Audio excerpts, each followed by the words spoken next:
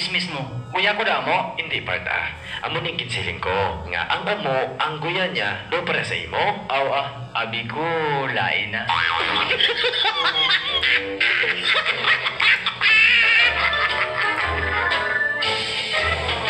Gusto ko yan!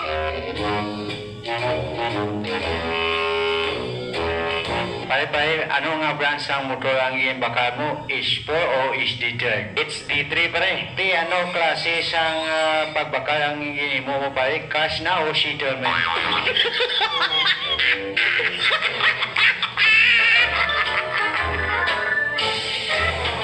Gusto ko yan!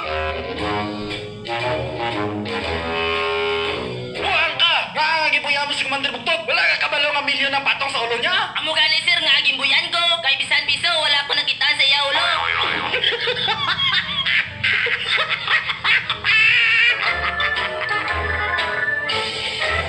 Gusto ko yan! Classic.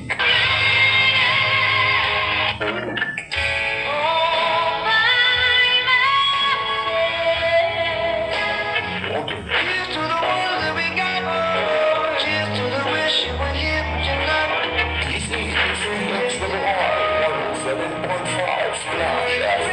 Memories bring back your DX double I 107.5 DX double I 107.5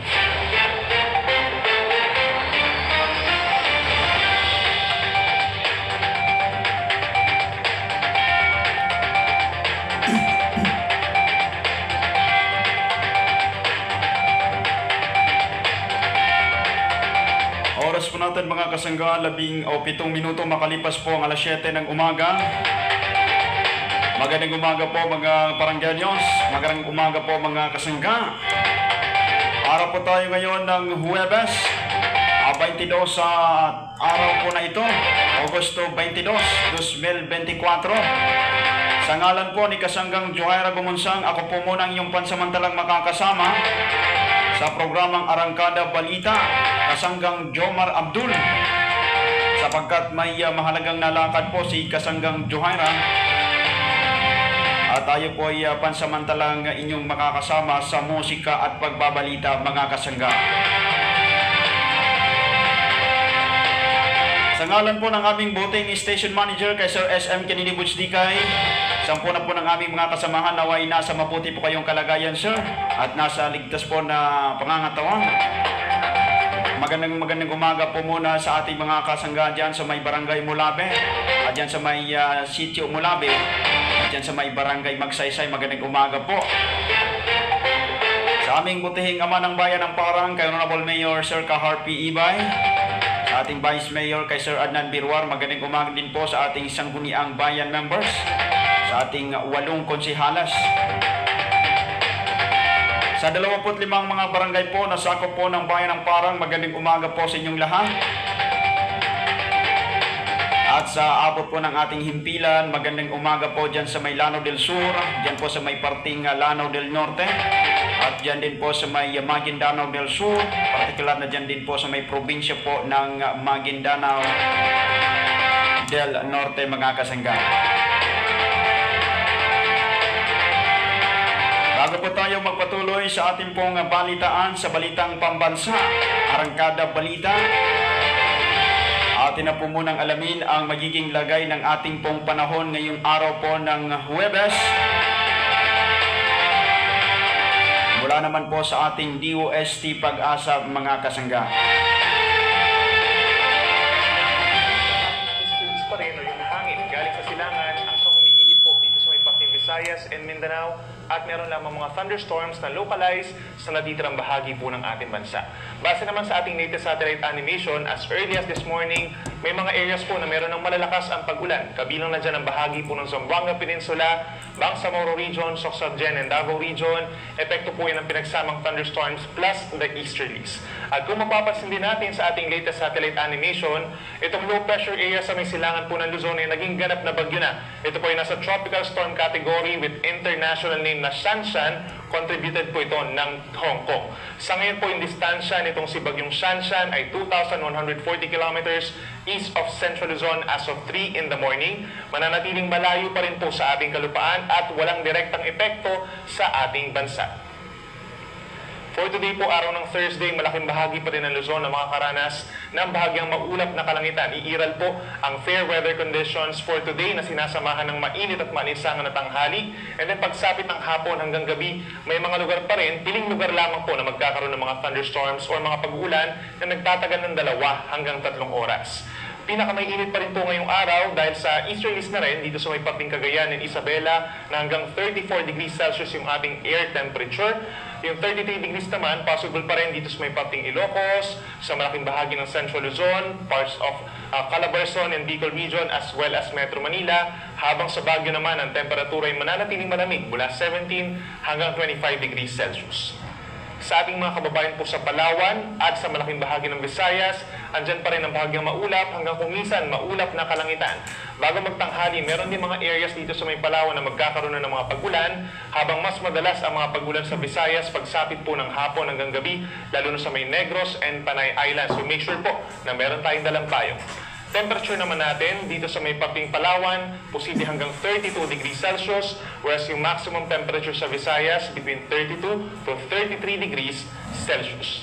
At tulad ng nabanggit ko kanina, posible pa rin po ang mga pag-ulan ngayong umaga dito sa malaking bahagi ng western and southern portions of Mindanao, Zamboanga Peninsula, Bangsamoro Region, Soxargen, Davao Region. May mga lugar po na minsan malalakas ang mga pag-ulan, kaya mag-ingat din po sa mga banta ng baha at pagbuho ng lupa. Then pagsapit ng tanghali hanggang sa gabi, mas maraming lugar pa sa Mindanao, kabilang na rin ang Northern Mindanao. Magkakaroon po ng mga pag-ulan at mga pagkidlat, pagkulog, so make sure po na meron din tayong dalang payong at pananggalang po sa ulan. Temperature naman natin dito sa may Zamboanga City at sa may Davao City, posible pa rin umakyat sa 33 degrees Celsius. Para naman sa naglalayag nating mga kababayan within the next 24 hours, wala pa rin tayong asahang gale warning or banta sa matataas sa mga pag-alon. Banayad at katamtaman ang taas ng ating mga alon, pero pag may mga thunderstorms po, lalo na dito sa may Northern Luzon, posibleng umakyat sa 2 metro ang taas ng mga alon at mga 1 hanggang 1.5 metro naman sa natitirang baybayin ng ating bansa.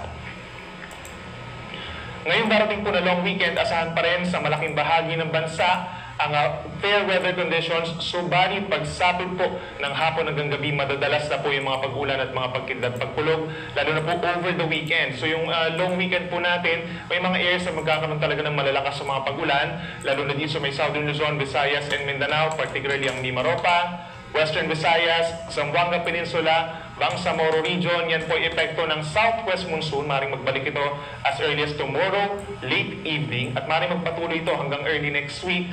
Plus yung tinatawag natin na trough o yung outer portion nitong si Bagyong Shanshan. So maaring magkaroon ng mga convergence or mga kaulapan dito sa may areas ng Southern Luzon. At itong mga circulation, mga shallow circulation sa tinatawag at mga cloud clusters, ang maaring mag-trigger naman po ng southwest monsoon or habagat dito sa may Pating Visayas and Mindanao. So make sure po na meron tayong dalang payong at lalo na doon sa ating mga kababayan dito sa may Southern Luzon, Visayas and Mindanao, yung mga nabanggit natin na lugar, habang yung fair weather conditions actually mas iiral po dito sa may Northern and Central Luzon, kabilang na rin ang Metro Manila. For the next 3 days, andyan pa rin yung bahagyang maulap at minsan maaraw naman na kalangitan dito sa may Northern and Central Luzon. Medyo mainit nga lang, lalo na sa mga kapatagan na sinasamahan lang ng mga pulupulong mga pag-ulan or pagkidlat, pagkulog. So lagi po magantabay sa ating mga advisories and warnings regarding po sa mga magiging pag-ulan natin sa susunod pa na 4 na araw. Ang sunrise naman po natin ay 5:43 na umaga today at ang sunset ay 6:15 ng gabi. Yan muna ang latest mula dito sa Weather Forecasting Center ng Pag-asa. Ako muli si Benison Estarehan na nagsasabing sa anumang panahon, Pag-asa, magandang solusyon.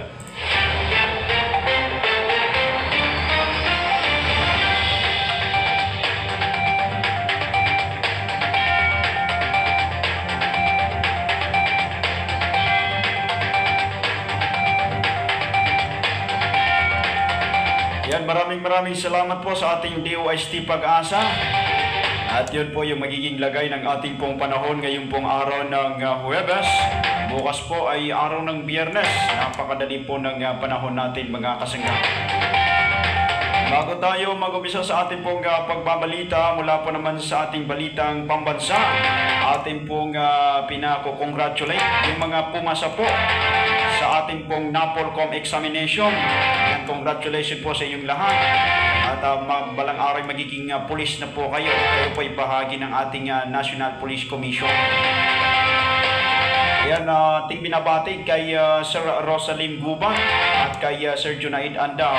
Yan po ay mga ROTC na dati. Sila po ay mga ROTC.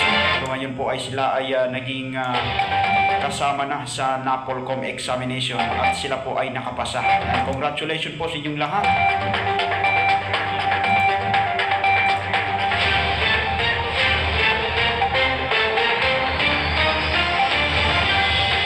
Oras po natin, 16 na minuto makalipas po ang alas 7 ng umaga. At sa ating pangunahing balita mula sa balitang pambansa, NBI patuloy ang koordinasyon sa Interpol para mahanap si Alice Go. Tuloy-tuloy ang pagkikipag-ugnayan ng National Bureau of Investigation o NBI sa Interpol kaugnay sa sinibak na si dating Banban Mayor Alice Go sa pagbisita ni NBI Director Jaime Santiago sa Department of Justice o DOJ ngayong kahapon. Sinabi nitong patuloy ang kanilang koordinasyon sa Interpol pero wala pa raw itong sagot sa kanila. Ayon kay Santiago, kabilang narito ang posibleng request para sa paglalabas ng red notice laban kay Go. Sa ngayon, pinanghahawakan pa rin daw ang pahayag ng abogadong sinasabing pinanumpaan ni Go sa kanyang notaryo sa inisumiting counter affidavit sa DOJ noong nakaraang linggo. Una nang tiniyak ng DOJ na mananagot ang sinumang kinalaman o tumulong sa paglabas nito ng bansa sa kabila ng umiiral na immigration lookout na bulletin order at mga warrant of arrest. Kaugnay na balita, full-scale investigation sa pagtakas ni dating Banban Mayor Alice Go agad na sisimulan ng Malacanang sa lalong madaling panahon.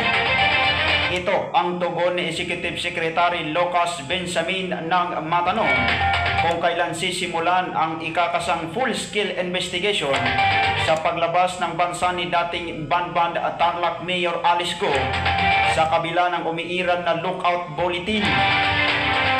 Pero ayon kay Ber Samin, walang itinakdang deadline at timeline ang Pangulo hinggil sa kung gaano kabilis ang itatakbo ng pagsisiyasat. Bukod dito, hindi na nagbigay ng iba pang detalye ang kalihim tungkol sa naturang isyu. Matatandaang nagbaba si Pangulong Marcos na ilalantad ng pamahalaan at maharap sa pinakamataas na antas ng parusa sa batas ang mga nasa likod ng pagtakas ni Go. Samantala sa iba pang balita, lalaking nagpositibo sa Mpox bumisita sa dalawang establishmento sa Quezon City. Ilang nakasalamuhan ito minomonitor at isinailalim sa quarantine. Kinumpirma ngayon ng Quezon City Local Government Unit na nagtungo sa dalawang establishmento sa lungsod ang 33 anyos na lalaking empleyado ng gobyerno na nagpositibo sa Mpox. Ayon kay Quezon City Mayor Joy Belmonte, kabilang na ang isang dermatology clinic kung saan ito ay nagpatingin at illegal na message o illegal na massage spa kung saan meron umano itong nakatali. Sa isang press conference, sinabi ni Mayor Belmonte na agad sila nagsagawa ng contract tracing kung saan 41 na nakasalamuhan ng pasyente, 28 ang sinailalim sa self-quarantine, kabilang ang masahista at ilang kliyente ng spa. Agad namang pinasara ni Mayor Belmonte ang massage spa matapos maniskobre na wala itong mayor's permit at iba pang kaukulang dokumento. Inilaw naman ni Alkalde na hindi residente ng Quezon City ang lalaking nagpositibo sa NPAX.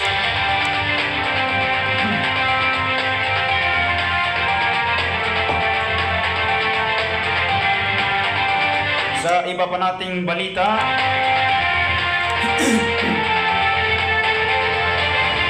aplikasyon ng Batang Quiapo na makasali bilang party list sa 2025 elections hindi inaprobahan ng COMELEC. Hindi pinagbigyan ng Commission on Election o COMELEC ang aplikasyon ng Batang Quiapo na makasali bilang party list sa 2025 midterm elections. Sa desisyon ng COMELEC NBank, wala raw na ipakitang matibay na ebidensya ang grupo para kumatawan sa namang uri ng sektor. Sinabi pa ni COMELEC Chairman George Erwin Garcia, bigo ang Batang Quiapo na patunayan kung anong grupo ang kanilang irerepresenta o kakatawanin sa Kongreso. Muli namang nagpaalala ang full body na mas maigpit na sila sa pagsala sa mga aplikasyon ng mga gustong maging party list. Ayon kay Garcia, marami raw kasing mga aplikasyon na isinusunod sa mga sikat na TV show ang pangalan ng party list pero hindi naman talaga kumakatawan sa tunay na representasyon. Sa iba pa nating balitang pambansa, 3 exit points sa bansa na posibleng daanan ni Alice Go. Paalis ng Pilipinas, bantay sirado ng PAO-CC. Nakatutok na ang Presidential Anti-Organized Crime Commission o PAO-CC ang mga lugar sa bansa kung saan posibleng dumaan palabas si dating Banban Tarlac Mayor Alice Go. Sa bagong Pilipinas ngayon, tinukoy ni PAO-CC spokesperson Dr. Winston John Casio na ang 3 exit points sa bansa ay ang Northern Mouse at Southern Tip ng Luzon at Mindanao backdoor exit. Kaya lumalabas anya na illegal itong umalis sa bansa dahil walang matukoy na immigration flight records. Lumabas kasi anya sa illegal itong umalis sa bansa dahil walang matukoy na immigration flight records kahit napatunayang dumating ito sa Malaysia, Indonesia at Singapore. Ayon kay Casio, batay sa pinakahuling impormasyon nila ay nasa Indonesia pa ngayon si Go. Naniniwala ang PAO-CC na mayroon talagang nagpabaya o tumulong kay Go na makalabas ng bansa at ihahayag anya ang mga detalye sa mga susunod na araw. Sa iba pa nating balitang pambansa, Pangulong Bongbong Marcos Jr. pinababantayan ngayon ang mga lugar at individual na madaling tamaan ng MPAX. Iniutos ni Pangulong Ferdinand Marcos Jr. ang patuloy na surveillance o pagbabantay sa mga lugar at individual na pinakamadaling tamaan ng monkeypox o MPAX. Sa pulong sa Malacanang kasamang Department of Health o DOH, pinababantayan din ng Pangulo maging ang mga individual na gumaling na sa sakit na MPAX. Ayon kay Health Secretary Ted Herbosa, na ang mga immunocompromised o ang may mahihinang immune system ang pinakapanganib ngayon sa sakit na MPAX. Sa kabila nito, iginiit ng kalihim na hindi pa kailangang magdeklara ng public emergency dahil kakaunti pa lamang ang kaso ng MPAX at mababa rin ang fatality rate o tsansa ng pagkamatay dahil dito. Tiniyak din ng kalihim sa Pangulo na handa ang DOH Hospital na tugunan at i-manage ang mga naitatalang kaso ng MPAX. Sa iba pa nating balitang pambansa, pagsasagawa ng seponing test sa lumubog na MV Tenaroba, mas pinabilis pa. Mas pinabilis pa ang seponing test sa ginagawang kinontratang salbor para sa lumubong na MT Terra Nova sa Bataan. Sa impormasyon ng Philippine Coast Guard, tinatayang 47,000 na litro ng langis ang nakolekta na sa hanggang kagabi.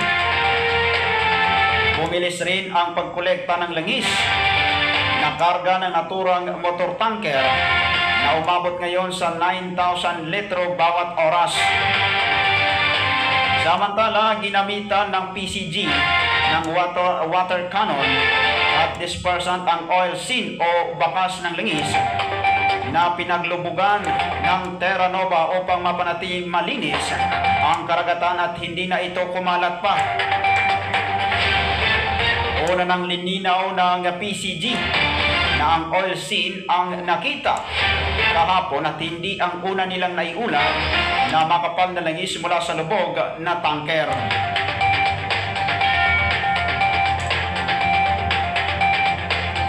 Sa iba pa nating balita,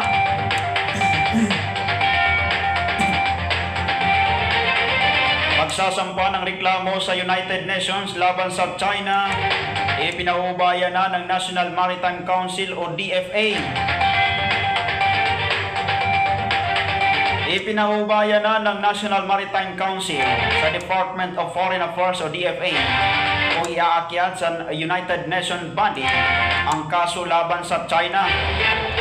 Sa Malacanang press briefing, sinabi ng MNC spokesperson Vice Admiral Alexander Lopez na isa ito sa nakikitang hakbang ng pamahalaan bukod pa sa inihahandang diplomatic protest bilang tugon sa insidente. Walang binanggit na partikular na tanggapan ang UN si Lopez pero nakakatulong anya sa miyembro na ang Council ang Office of the Solicitor General sa pangunahing mandato ay maging kinatawan ng pamahalaan sa anumang kaso. Nanindigan si Lopez na mananatili ang Pilipinas sa pagsunod sa pulisiya laban sa anumang agresibong aksyon sa teritoryo na maaaring magpalala ng sitwasyon. Bilang pagtalima na rin sa nilagdaang Code of Conduct noong 2002 na iiwasan ng mga bansang anumang aktibidad na maaaring magpalala sa tensyon sa agawan ng teritoryo. Ang malinaw sa ngayon, ayon kay Lopez, ay nilabag ng China ang mandato ng Coast Guard na tiyakin ang kaligtasan sa mga karagatan dahil nagawa nilang ilagay sa peligro ang mga kapwa Coast Guard sa Pilipinas.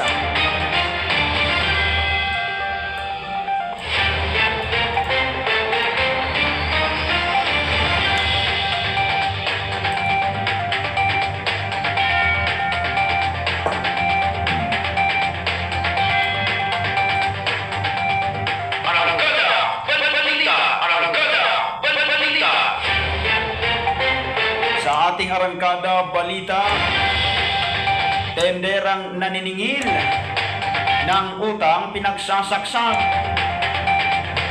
Kalunos-lunos ang sinapit ng isang tendera sa Tacloban Public Market dahil lang sa paniningil ng utang sa kapwa bendor. Sa ulat, nangyari ang krimen itong Miyerkules, Agosto 21. Kinilala ang biktima na si Leia, 47 taong gulang, na residente ng barangay 99, Daet, Tacloban. Ang suspect naman ay isa ring vendor na kinilalang si alias MC, na residente ng barangay Buray sa Paranas, Samar.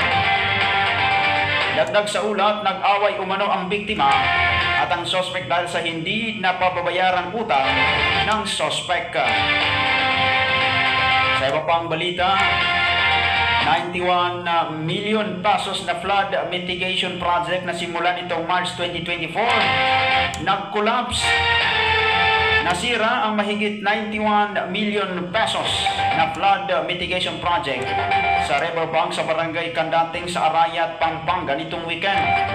Sa ulat, inihayag ng Department of Public Works and Highways sa marahil ay lumumbot umano ang lupa dahil sa malakas na pressure sa ilalim ng ilog. Ayon pa sa mga otoridad sa ulat, posible umanong patuloy na sa pag-ulan sa naturang lugar dala ng southeast monsoon o habagat ang naging dahilan kaya tuluyang bumigay ang lupa. Dahil sa malakas na pressure sa ilalim ng ilog, wala namang umanong nasugatan dahil sa naturang insidente, ngunit mahigit 20 pamilya raw ang nagsilikas. Sa iba pa nating balitang arangkada, 2 suspect sa pagpatay sa Magwad seedlings, kulong ng 22 hanggang 37 na taon. Matapos ang halos 3 taon, nakamit na ang hostisya. Hindi man sapat para sa kanya pero nagpapasalamat si Lobelia Orbe Magwad, ina ng Magwad siblings, dahil matapos ang halos 3 taon ay nakamit nila ang hostisya para sa kanyang mga anak na karumal-dumal na pinatay. Nito lamang Hunyo, ibinalita ni Lobelia na nakamit na nila ang hustisya para sa kanyang mga anak na sina Crizel Gloen at Crisbel Luis Boboy Magwad.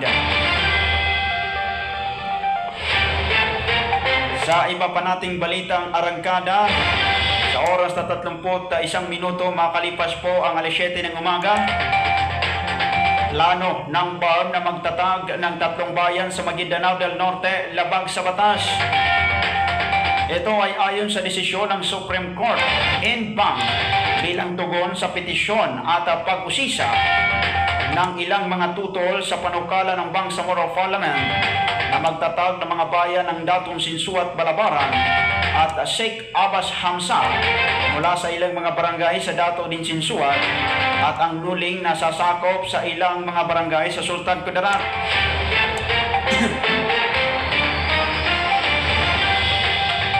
Ang Dato din Sinsuat at ang Sultan Kudarat ay ang mga sinaunang mga bayan sa Maguindanao del Norte na itatag ilang dekada na ang nakakalipas bago pa man mabuo ang Bangsamoro Autonomous Region in Muslim Mindanao o BRMM nito lang taong 2019.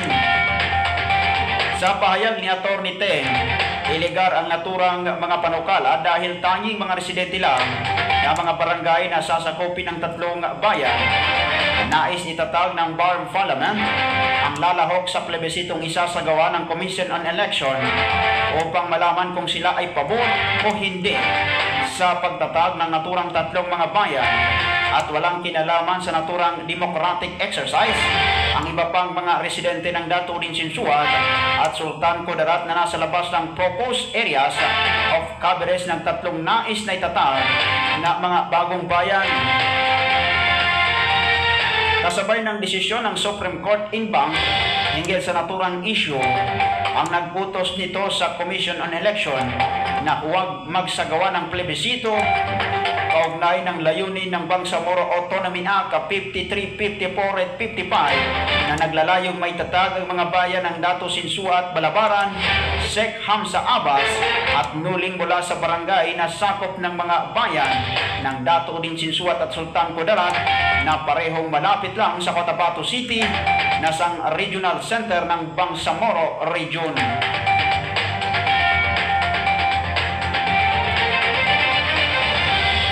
Sa iba pa nating balita, 2 timbog sa 6.8 million halaga ng shabu. Nakumpiska ng mga operatiba ng Balapan Drug Enforcement Agency ang 6.8 million na halaga ng shabu sa 2 mga dealers na na-interam sa Barangay Rosary Heights 9 sa lungsod ng Cotabato nitong araw ng Martes, Agosto 20 ng 2024. Kinumpirma nitong Miyerkules ni Jel Cesario Castro, direktor ng PDEA Bangsamoro Autonomous Region, na nasa kustudiya na nila ang 2 suspect na sina Ibrahim Ginda Ismail at si Dali Maglo Gayak Abdul Karim. Sasampahan ang kasong paglabag sa Comprehensive Dangerous Drugs Act of 2002. Agad na inaresto ng mga PDEA bar na agent at mga kasapi ng Cotabato City Police sina Ismael at Abdul Karim matapos silang mabilhan ng 1 kilong shabu na nagkakahalaga ng 6.8 milyon na pesos, isang entrapment operation sa may gilid ng mataong Gutierrez Avenue sa Barangay Rosary Heights 9 sa lungsod. Ayon kay Castro, naisagawa nila ang naturang matagumpay na entrapment operation sa tulong ng Direktor ng Cotabato City Police Office na si Colonel Joel Estares. Kasama na rin ang iba pang mga units ng Police Regional Office Bangsamoro Autonomous Region in Muslim Mindanao o PROBAR. Sa iba pa nating balita, Bangsamoro student na pumasa sa 5 scholarship mula sa 5 bansa. Inspirasyon ngayon kung may tuturing si Baby Farhana Lumaginding Tungay, isang second year student ng Bachelor of Secondary Education major in English mula sa Mindanao State University Jensan Campus, matapos itong pumasa sa 5 scholarship mula sa 5 bansa. Pumasa si Tungay sa 5 university mula sa bansang Indonesia, United States, Australia, Canada at Thailand na ibinibigay lamang sa mga piling estudyanteng nagpapakita ng husay, galing at dedikasyon sa larangan ng pag-aaral. Sa huli ay pinili ni Tungay ang Muslim country sa Indonesia, partikular na sa SN Global Excellence Scholarship na magbibigay ng suporta para sa kanyang tuition fees at iba pang academic expenses. Kinilala ngayon si Tungay na inspirasyon ang kanyang tagumpay para sa mga kabataang Bangsamoro na may determinasyon at pagsusumikap sa kanilang pag-aaral.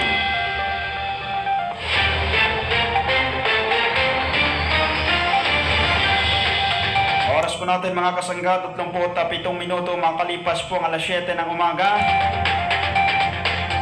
Sa iba pa nating balita,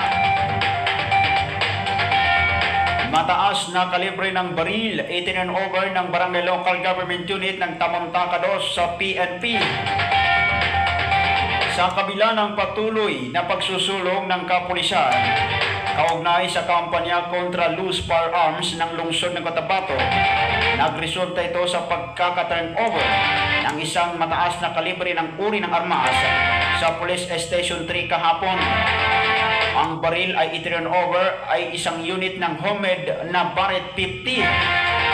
Ayon naman kay Station 3 Commander Police Captain Rostom Dinyo, naging posible ang pag-turn over nito sa kanilang tanggapan sa pamamagitan ni Barangay Chairman Joben Pangilan. Sa laysay ni Pangilan na may isang personalidad na tumwangging magpakilala ang kumano'y nakakita ng nabanggit na armas.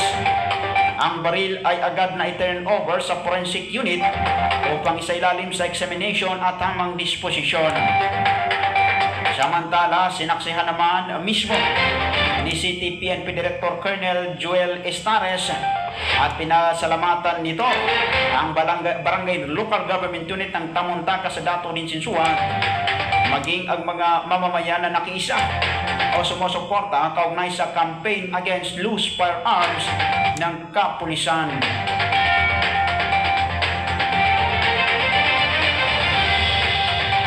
Sa iba pa nating balita, nasa kote ng mga operatiba ng PDEA BAM Regional Special Enforcement Team ang isang 40 taong gulang na high-value target sa inilunsad na anti-drugs operation nitong araw ng Miyerkules sa Barangay Pakayawan sa Malabang, Llano del Sur.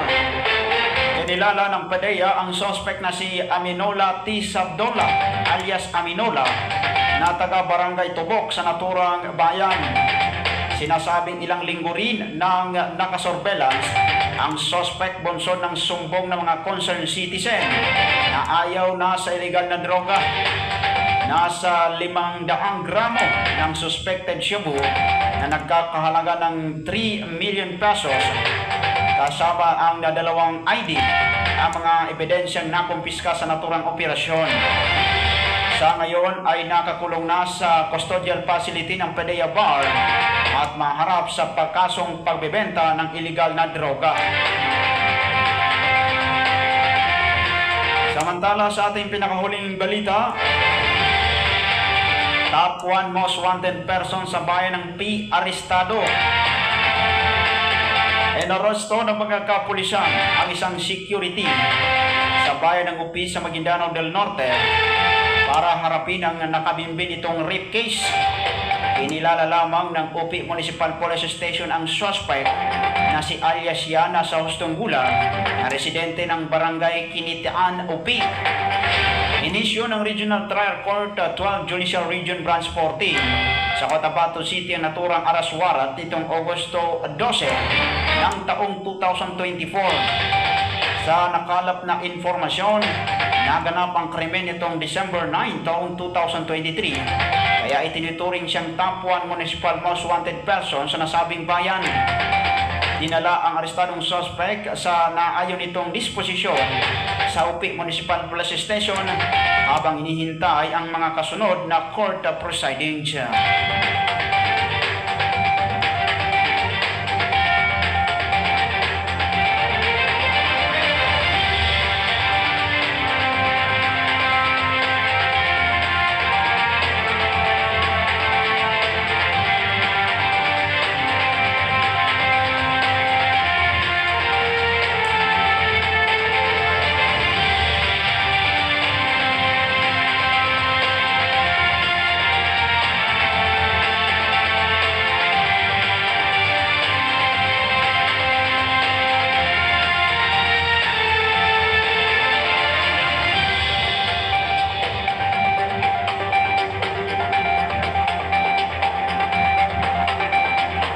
Oras natin mga kasangga, 41 minuto, makalipas po ang alas 7 ng umaga.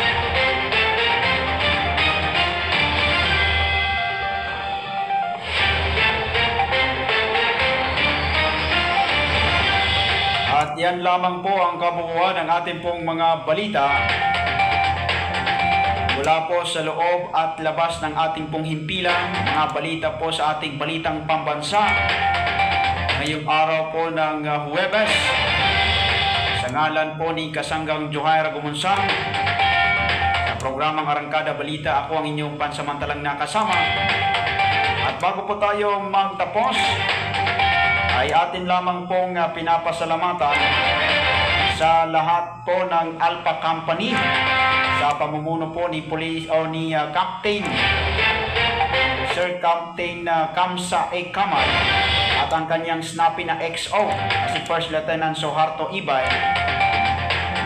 Ang taos-pusong nagpapasalamat sa ipinakitang full support nito ng kanyang mga tauhan during po sa 77th founding anniversary ng ating pong bayan ng Parang, Maguindanao del Norte. And maraming salamat po sa lahat po ng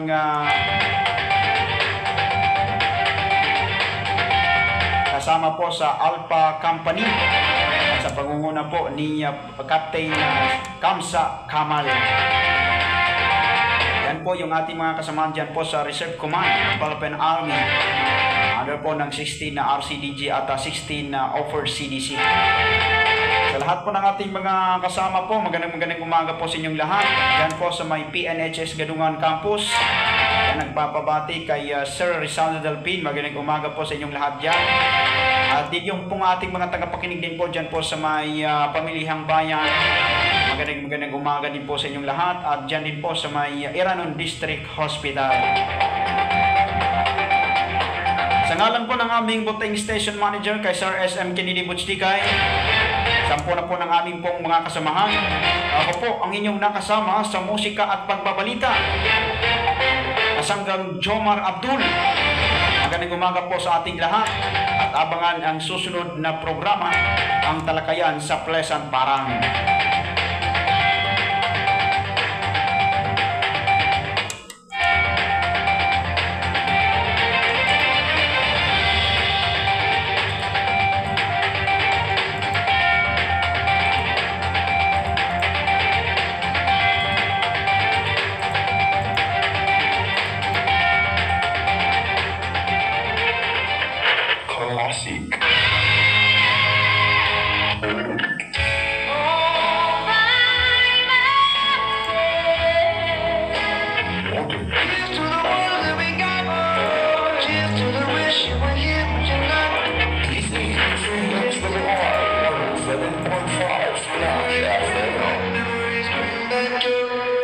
DXII 107.5, DXII 107.5. Ayan, shout out kay Dato Sidik Kumiling, kay SK Chairman Rehaz Saroso. Ayan, shout out sa inyo mga bossing. Ayan, wassalamualaikum po. Abangan ang susunod na programa.